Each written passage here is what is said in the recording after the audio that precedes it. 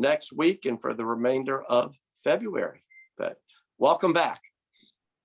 Thanks so much, Drake, and appreciate the warm welcome.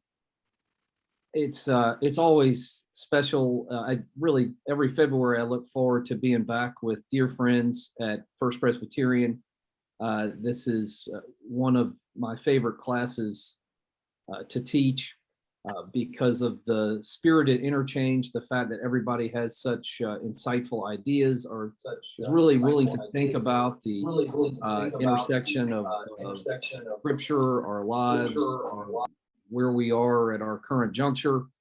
And so just want to offer thanks to Drake and Mary D, who are dear friends, and thanks to Hannah for helping to organize, and so excited that she's at the seminary.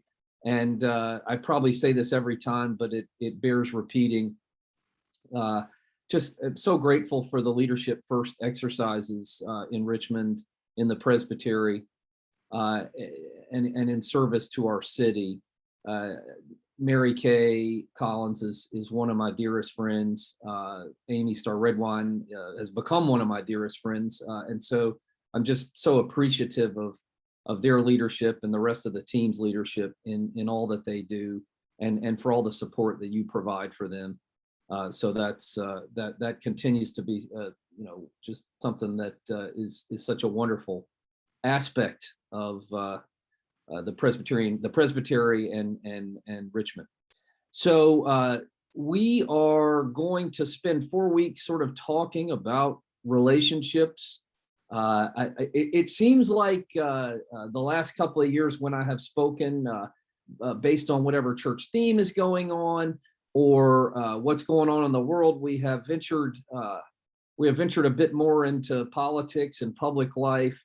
I'm sure that will happen a bit, maybe especially in the subsequent weeks, but I wanted to do this month a more traditional, I don't like the word traditional because I don't, traditional in the sense that it will be a Bible study, but not traditional in the sense that I think one of the things I hope you get out of this is to look at some familiar texts and some maybe perhaps less familiar aspects of texts in a way that makes you look at them through new lenses and realize that the Bible deals quite extensively, thoughtfully with the complexity of human relationships. And it seems to me, whatever we want to say about what's happening in our city, nation, and world, mistrust, fractured relationships, polarization, isolation, especially brought on by the pandemic, have all been aspects of what we've been addressing. So I hope that this class will be instructive for you in that regard. So I'm going to share my screen here, and we're going to work through some passages in Genesis related to a story and a set of stories that are familiar. But again, I always tell my students not to confuse familiarity with understanding. We have a sometimes superficial familiarity with the narrative or a passage or something that we have read before, but oftentimes it's necessary and helpful to come at it with fresh eyes. So I'm going to share my screen, and let me know if you can see this. Everybody see that? All right, so, and if you have a question, I can't see the chat right now. So if you have a question, please type it in, and Mary D or someone will alert me that a question has been asked. I certainly don't mind. Stopping. And I'll stop the share. I don't like to be wedded to the PowerPoint. So let's see, let's go forward. Okay. We find in Scripture what I refer to as a theology of obligation. And I put a couple of verses up there to sort of explain what that looks like. That God has executed justice and righteousness in Jacob, referring to Israel. We're dealing with Jacob today. And because God has created a place for us to dwell that is predicated, that is built on justice and righteousness, that theology of obligation extends to God's relationship with us is built on that, but it also is supposed to mark our relations with each other. This is no more, I think this is one of the most beautiful statements of this is He has told you, O mortal, what is good. What does the Lord require of you but to do justice, love kindness, and walk humbly with your God? And these terms are really critical ones in Scripture. The doing of justice, the loving of kindness, and walking humbly with your God. They don't just mean being nice to each other, but trying to create a society based on equity, mutual respect, where everyone has access to basic resources, and where alternative points of view are heard and recognized and respected. So we're going to sort of look at how this plays out in some key narratives. But as we think about the theology of obligation, we have this God of justice and righteousness, and you know that, as I mentioned, there's God's relationship with us, but then there's our relationship with the sort of three spheres of relationships we have within our family, among our closest friends, and then within our community relationships. So all of those are obviously critically important. We're going to look a little bit about how this plays out today in family relationships, but I think it certainly extends to others as well by looking at the Jacob and Esau story. So just a couple of verses from 25 before they're born. The children struggled. Here, I've got to move my screen here. The children struggled together with her, and she said, if it is to be this way, why do I live? I think, again, something that we overlook in this passage, and that is that Rebecca's having a rough pregnancy, and that it is one that is causing her discomfort. It is causing her anxiety, and she's inquiring of the Lord about that. The reason why it's tough is that the children are struggling together within the womb. You know, many of you have been in sibling relationships, or you've had children who seem like you know, from the very first time they get to know each other, that they're tussling, they're fighting, they're at odds with each other. The sense here of the Hebrew in this passage is that, you know, that they're really just grabbing at each other, and that's part of that is because they're twins, they're born the same age, but have different personalities. But I think it speaks to something that can often be the case in sibling relationships. Now, they are born and the boys grow up, and Esau is a skillful hunter, a man of the field, while Jacob was a quiet man living in tents. Isaac loved Esau because he was fond of game. That really should be translated as Esau loved Isaac because he liked to eat game. That he really had an appetite for meat. And that's the way I would translate. If I were to translate it, he was fond of eating game, and so Isaac is Esau is definitely his favorite, but Rebecca loved Jacob. Now, if we want to be a bit crass about it, we can say that this is a archetype among these two, that one is more outdoorsy, more rugged, more of a cowboy. The other is more of a inside person, and obviously there is some the fact that Isaac loves Esau, Rebecca loves Jacob, can often be the case when you have different personality types. One takes after one parent, one takes after the other. All right, but there is a sense in which they are innate rivals. They are always at odds with each other, and there's at every moment, even if they, as we'll see, on some level love one another, there's also potential for conflict. Now I'm going to stop my share for a minute, and we're going to watch a couple of movie clips today, and this is one of my favorites, a couple of my favorite movies. So I think this is about a minute and a half clip. This is a movie that probably many of y'all have seen, but not in some time, because it's several decades old. But this scene is from, let me just set it up for you, click it on. I found, by the way, that it's easier to show clips. You'll have better sound quality if you just click the link and watch it on your own, mute your screen, and then come right back. because if I try to show it through share screen, often the audio is not so great. This is a scene from the movie A River Runs Through It.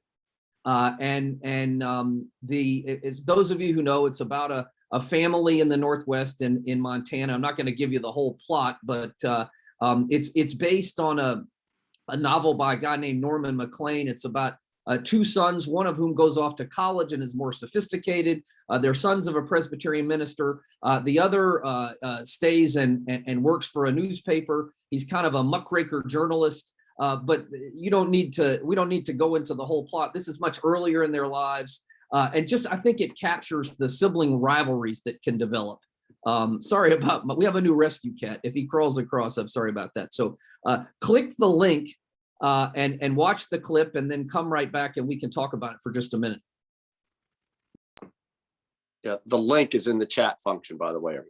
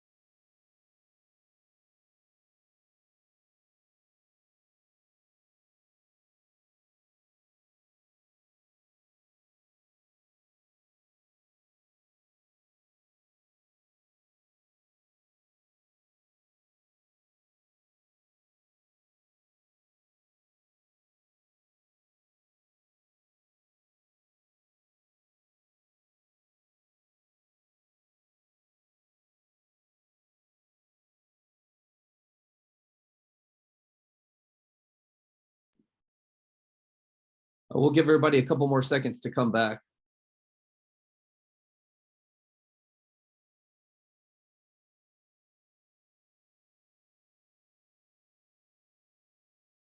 So while folks are coming back, any responses to the clip or what we've read so far from Genesis? What did you take from those few seconds of that scene? Anybody have any thoughts?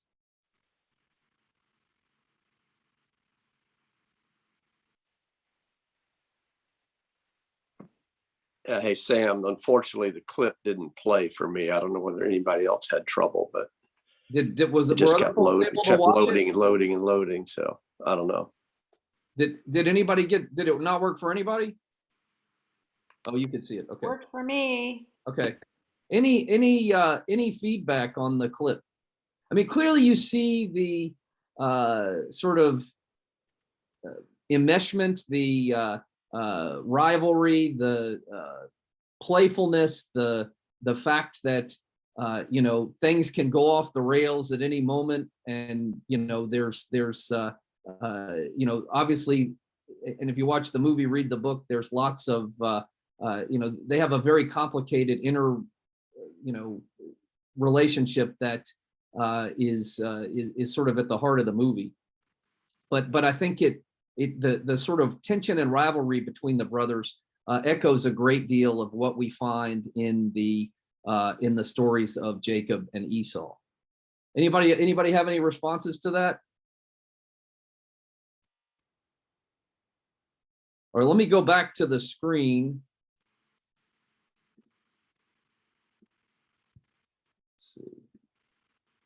So as we proceed with the story you know, a couple of things about it. Once when Jacob was cooking a stew, Esau came in from the field and he was famished. Esau said to Jacob, let me eat some of that red stuff for I'm famished.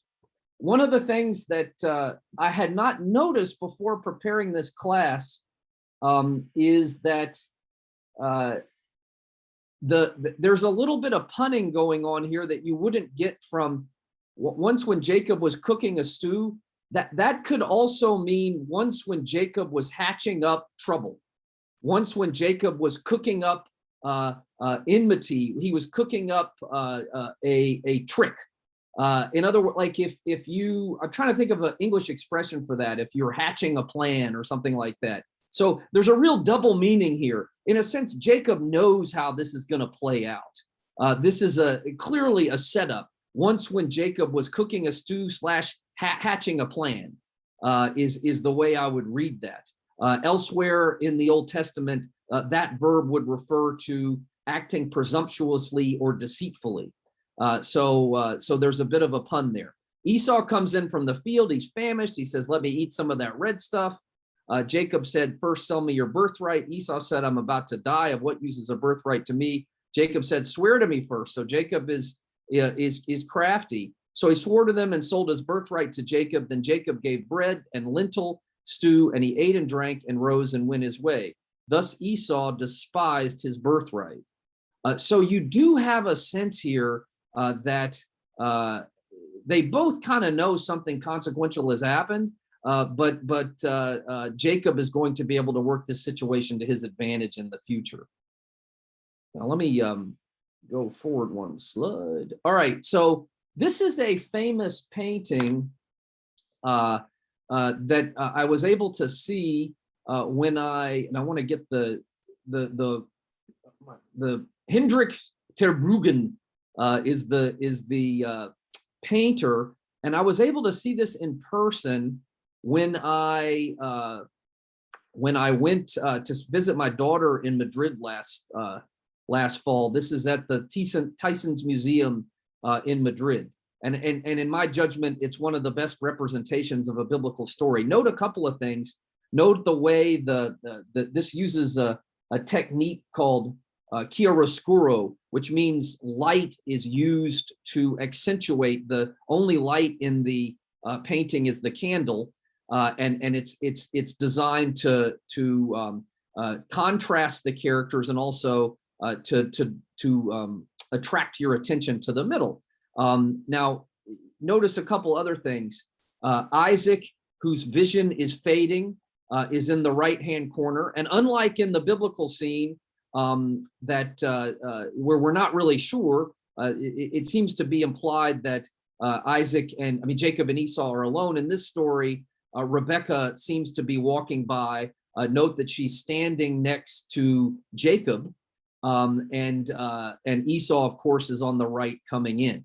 Now, clearly, Terbruggen painted this. He was a disciple of Caravaggio and really loved to paint biblical stories. But he, aside from putting them in sort of Renaissance garb and making them look European, which is usually the case with biblical Renaissance paintings, what do you notice about this passage? Painting? What strikes you, if anything? And just unmute yourself and chime in if you have a thought.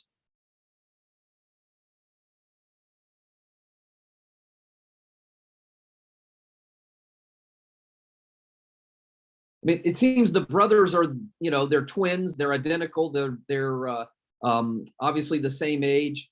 They're mirror images of each other. Jacob is sitting down, holding the stew in his right hand, and Esau is standing and has some sort of implement in his hand from his hunting, and the scene seems to be charged with some tension and some rivalry between the two. Anything else? Well, Jake, excuse me, Jacob seems to be in a position of authority with his mother there on his side, and he is sitting there very calmly, as if he is willing to entertain his brother's request. But to me, he is definitely the one in control. I would agree 100%. Yeah, that would,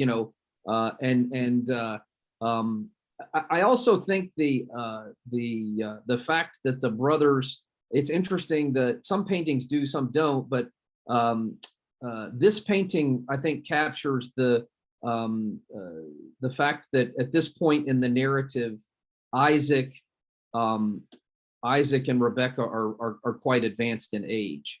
So I'm also struck by the Isaac sort of being in the corner, not being able to see well, and as you say, Rebecca is in a, Jacob seems to be more in the position of authority. His mother standing next to him, which is also interesting. No, I don't think his mother is just walking by. To me, she's just as complicit as Jacob. I would agree. I would. I mean, she's. Jacob's expression seems to be a bit snarky, and Esau's expression seems to be more open. I would agree with that too. And again, come back to the passage we were just reading. Jacob is, this is a scheme that he has, hatched, and he kind of already knows how it's going to play out. He's duping his brother in sort of an elaborate scheme. All right. Go forward. All right. We're jumping forward just a little bit. So this I'm not going to read through this whole thing right now, except to say, most everybody, I think, knows how the story proceeds, that Jacob goes in wearing Esau's garments. The birthright is given. Esau comes back. This to me is the more interesting scene, that Isaac is not able to reverse what he's done. That one of the key things in the Hebrew Bible, Old Testament, is when you make a vow or when you declare something or when you swear something, you have to hold by it. And he says, I've already made him your Lord, and I've given him all his brothers as servants, and with grain and wine I sustain them. What can I do for you, my son? And he says, of the only one blessing, he says, bless me also, Father. And Esau lifted up his voice and wept. One of the things I think that's also the case, I think Jesus drew on this story when he told the story of the prodigal son. You have rivalry between two brothers. You have the desire for inheritance, which can tear many families apart, and you have, in this case, deceit and jealousy, and cries out to the father. All right, so moving forward a little bit. Now Esau hates Jacob because of the blessing with which his father had blessed him, and Esau said to himself, "The days of mourning for my father were approaching. Then I will kill my brother Jacob." But the words of her elder son Esau were told of Rebekah, so she sent and called her younger son Jacob and said, "Your brother is consoling himself by planning to kill you. Flee at once to my brother Laban in Haran and stay with him for a while till your brother's fury turns away, until your brother's anger against you turns away. And he forgets what you have done to him, then I will send and bring you back from here. Why should I lose both of you in one day?" So you have here a sense of, again, I wanted to point out to I think the most important phrase in this section. Your brother Esau is consoling himself. He's providing comfort to himself. I think one of the things this speaks to is that sometimes in our relationships, our anger and our desire for revenge becomes almost lustful. We think that proving we are right, or trying to, if we have been wronged, especially in a core family relationship, the quest for retribution, for revenge, for proving that the other person was wrong, can often become comfort to ourselves, and it can become almost a quest that leads one down some really dark and dangerous paths. And so Rebecca is recognizing this, I think, in a fundamental way. All right, I'm going to stop the share for a minute. Hang on, let's see. Yeah, I'll stop the share for a minute and we'll talk just for about 5 minutes, and then come back. And come back. Yeah, Stuart made a good point about Edom and the Edomites. I'll come to that in a minute. That is an important historical point. I want to stick with relationships for now, but it is an interesting historical point. So one of the questions I would have, and this is something that's going to come up every week, does this story, and we'll say this before we get to the end, does this story in effect give tacit or even implicit, I don't know, I want to say endorsement, but is this at its heart a trickster story? In other words, are tricksters rewarded in some cases, and is deceit and duplicity sometimes, wink, wink, okay, if it allows you to get away with something? I mean, Jacob becomes, in a sense, the father of Israel, but he's able to do so through this scheme he hatches up. So the question then becomes, how do we negotiate the family relationship, the family bond? What happens in the narrative with the type of deceit and tricksterism that can occur? Because I think one of the reasons that these Genesis stories are so memorable to us is that they latch on to things that are so timeless: sibling rivalry, the desire to get ahead, inheritance, and how relationships can become fractured. So I guess one question would be, what do you make of and do with the trickster aspect of this story? Anybody have any responses to that?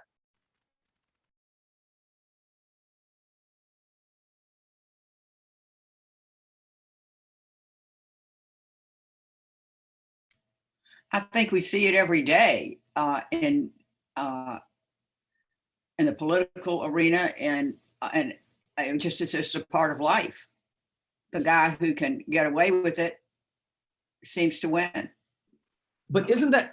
I agree with that. But is it also is it easy for us to exempt ourselves as well? In other words, deceit, trying to get away with something, lack of candor in our own relationships. Doesn't that speak to something timeless in ourselves? Now, to satisfy an immediate needs, there are issues with both sons. I agree with that. I guess that's a really good point. I think Jacob's taking advantage of the situation in a fundamental way, and we have a tendency to side with Jacob.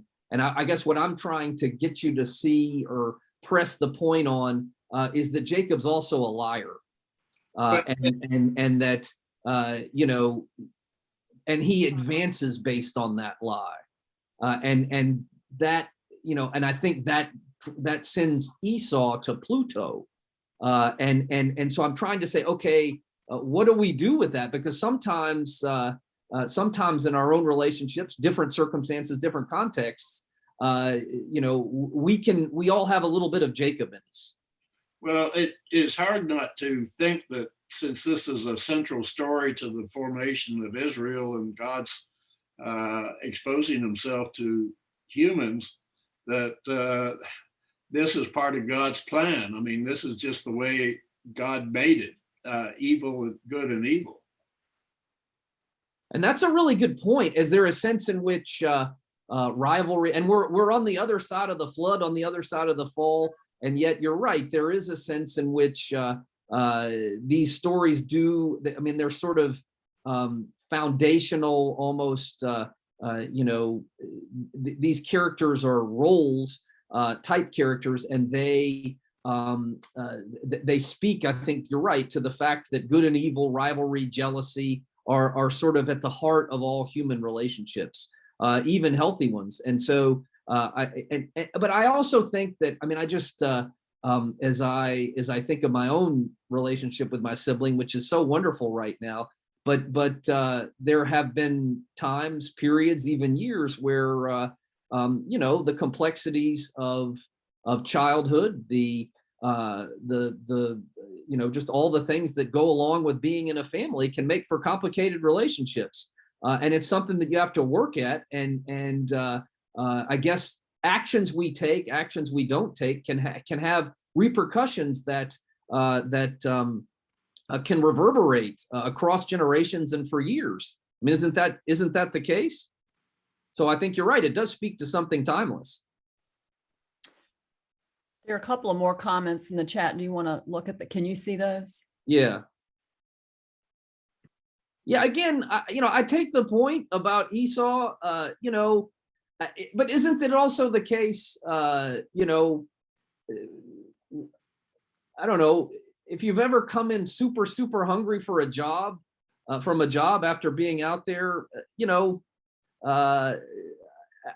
I think we'll see in just a second that Esau is actually an extremely forgiving, generous, an upstanding person. And the fact that he has a moment of weakness in his youth, being tricked by his brother, I come down differently on that and would say that, I think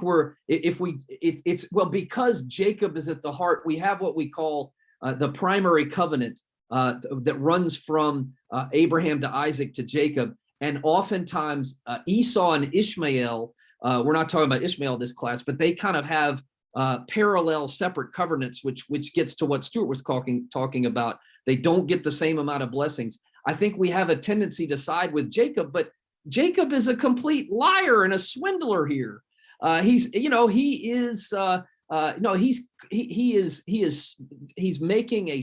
setting up a scene where he knows what his brother's going to do, and his brother falls right into it. And so, Esau should have been more prudent, but in this scene, I want us to focus on, or I tend to think Jacob is more blameworthy, especially because he's a trickster. And we'll see later on with Joseph and his brothers, and certainly with Jonah, that the one question that arises repeatedly in the Bible, and especially in Genesis, again, is how much does deceit work? So anybody else want to jump in on that? In adjudicating the relationship between these two? So Sam, I would love to just comment on this idea that I think one of the struggles with these stories is, are we supposed to understand it as God condoning or in some way blessing Jacob's bad behavior? And that's the key question. The key question. And I think that's so true in so many things of life, when people,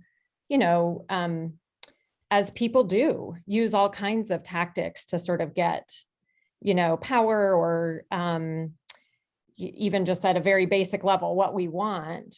Then how are we supposed to understand that in terms of God's plan, God's will? And I think, these stories, just as you were pointing out in Joseph's story as well, the way they play out, we see the longer term consequences.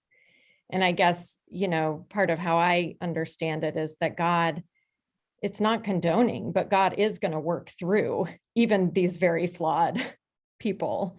Absolutely. And I think that's right. That God does work through flawed people. And just to the point that someone made a minute ago, that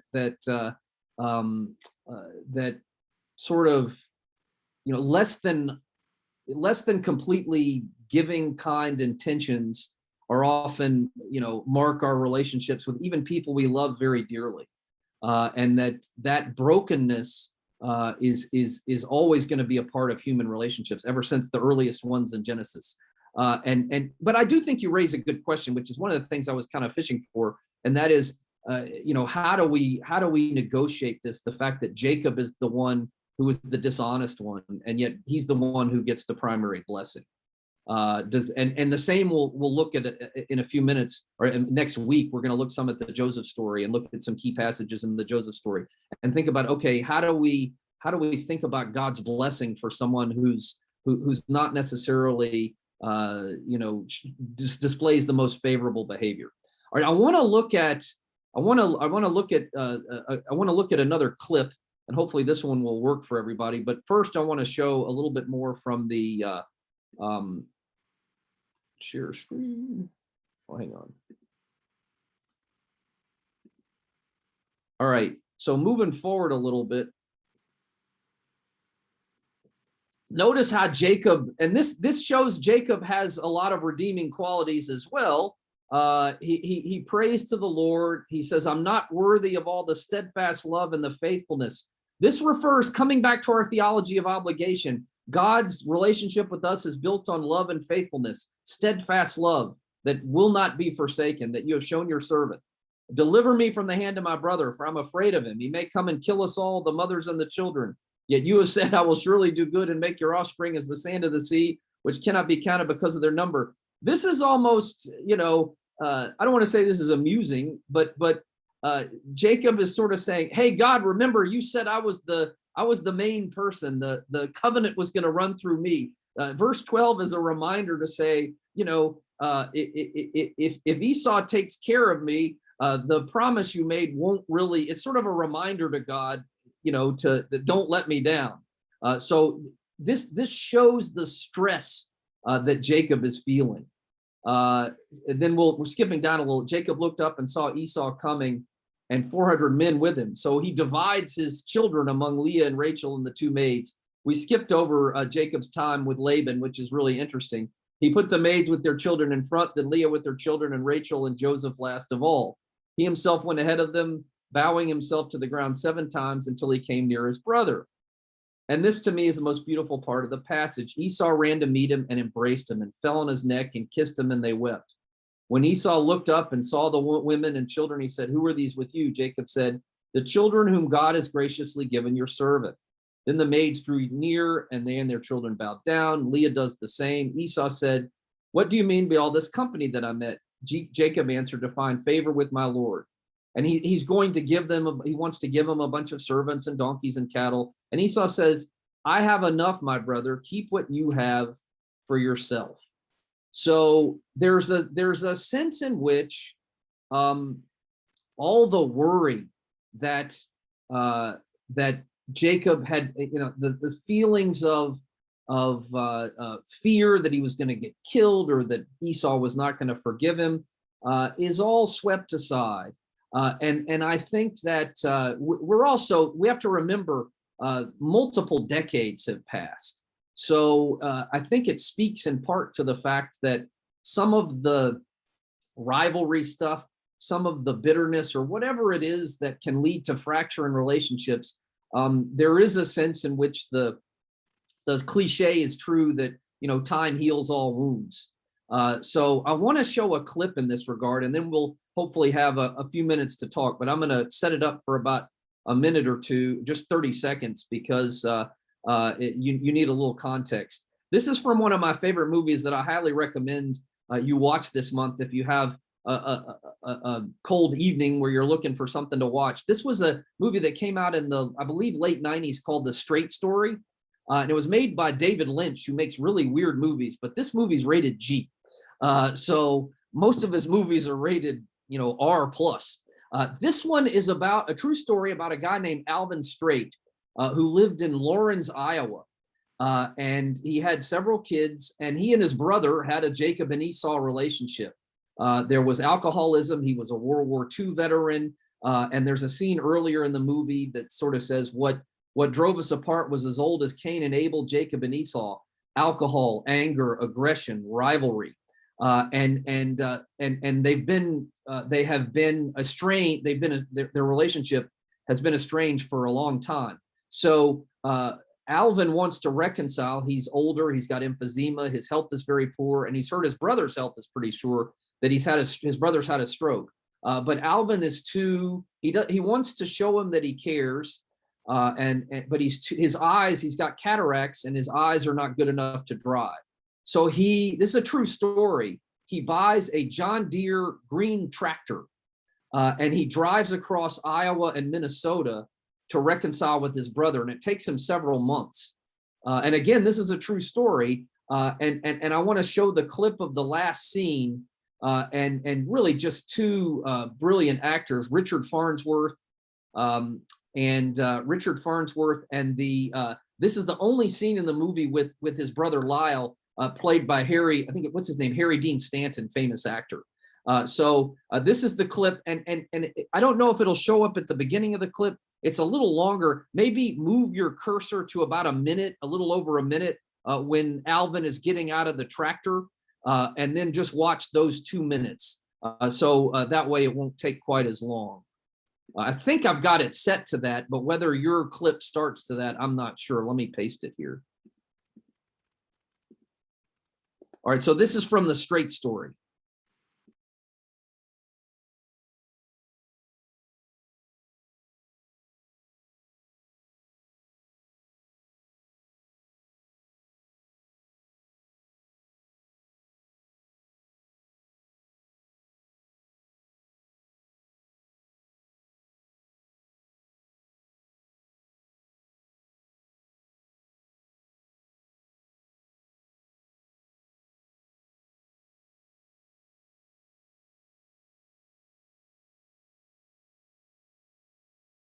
Yeah, go ahead and move it up to about a minute 11, somewhere in there.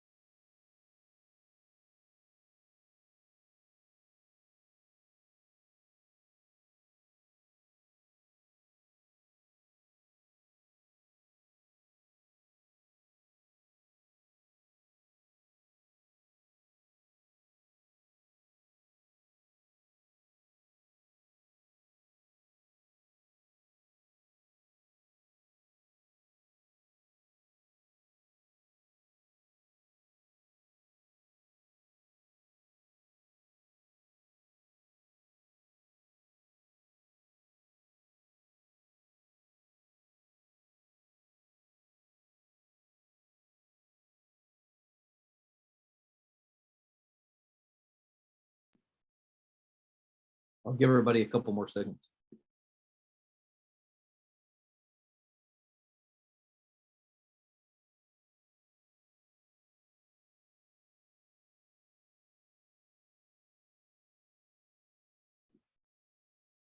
Anybody still need more time? So I hope it worked for everybody. Drake, did it work for you?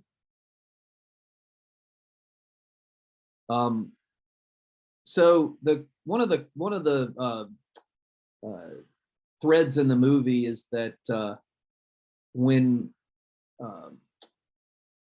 Alvin and his Blyle were kids, when they were working on the farm and swimming and all the stuff, that they would always lie at night under the stars together and fall asleep. And so the